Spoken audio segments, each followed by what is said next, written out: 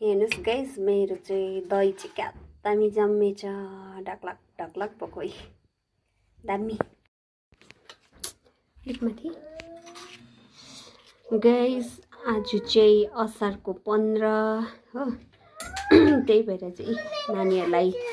दही चिउरा दिनु आँटेको हो तपाईले कोले चाहिँ दही चिउरा खानुहुन्छ मलाई चाहिँ मुसेर दिएको चाहिँ मन पर्दैन हो